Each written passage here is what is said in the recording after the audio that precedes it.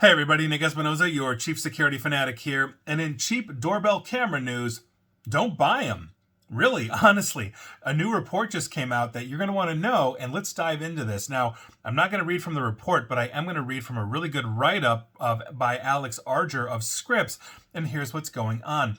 Now, this was a Consumer Reports investigation, and their report that was published basically on Thursday, this past Thursday, essentially found a number of video doorbells have very serious vulnerabilities that would allow outside users basically to hack into them, providing bad actors or even your smart neighbor and basically access to the camera's footage or even the ability to completely control the device. This is kind of nuts. Now, the researchers found these flaws in at least a dozen seemingly identical doorbells sold under different brand names like Eken, Tuck, Fishbot, Rocket Blue. However, they're all made by the same Chinese manufacturer, Eken, and they're controlled through that app that Eken owns called Await. So if you're using the Await app, basically to run your doorbell, heads up to you. Now, they're not the biggest names. They're not Ring, Doorbell, but thousands of these cameras are sold in the United States each month through various online retailers. Amazon, for example, Walmart, Shine, Temu, etc., etc. Now, they've all, interestingly enough, removed Eken doorbells and their variants from their websites after this consumer report was essentially leveled. Now, Walmart said the items had been removed from its website and will offer refunds for customers who want to return the products. On Amazon, the cameras were Amazon's choice overall pick, with 11 Eken doorbell listings generating more than 4,200 sales in January of 2024 alone, according to Consumer Reports. Now, the Consumer Reports team said the Eken doorbells can expose your home IP address and Wi-Fi network names without encryption, possibly opening up your home to malicious actors.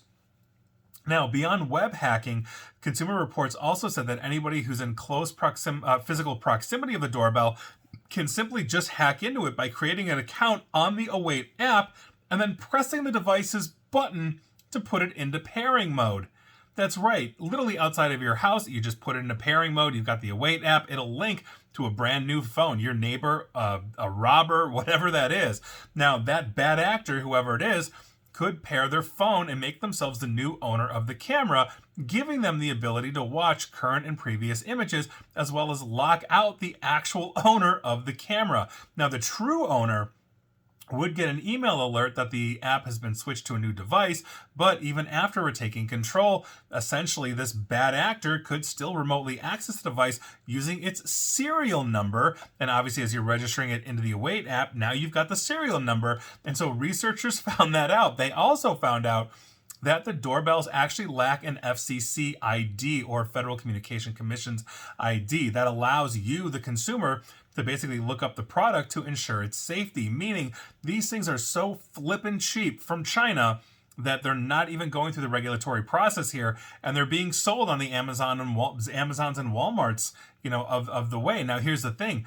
The Ekens of the world can simply change their name, reissue these things, change the Await app to something else, and here we are off to the races again. Now, the ID number, that FCC ID number, is required by agency regulations. So that means the devices essentially are illegal to distribute in the United States without having those visibly printed. And that is part of the issue here. So you're basically buying some really crappy Chinese doorbell camera that allows anybody, including your neighbor, who can probably Google this exact article, pair their phone, and now they're messing with you, or God forbid, a robber. So this is a huge issue.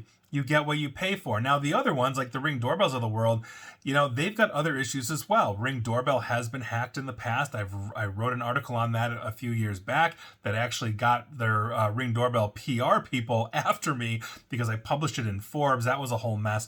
But the other side of it is the privacy side of it, whereas you're using a Ring doorbell, you're basically being data mined because Amazon has access to that. They'll turn it over to law enforcement. I've done videos, podcasts, radio segments on that as well. So you coming and going, here you are. Now, there are those out there that are solid and reputable that have good encryption. I do not make product recommendations on, the radio or podcast or whatever it is, primarily because, I'm not one endorsing any product, but there are those out there, if you do your homework, that will encrypt your data as well, and they have good software development lifecycle, meaning they're simply going to keep their products up to date. So there you go. But if you have an Eken doorbell, with the Await app, or any one of the others that I mentioned here, with their different names, Tuck, Fishbot, Rocket Blue, make sure that you're basically removing them. And that is the default advice. Shut it down. Go back to a traditional doorbell, hand knocker, whatever it is. Just don't use that. So there you go. That is your news of the day, and hopefully you don't have one of those. And please like, share, follow me here on Facebook and Twitter at NickAESP, and please feel free to subscribe to me at YouTube as well. And as always, stay safe, stay online, and please attempt to stay private. Thanks, everybody.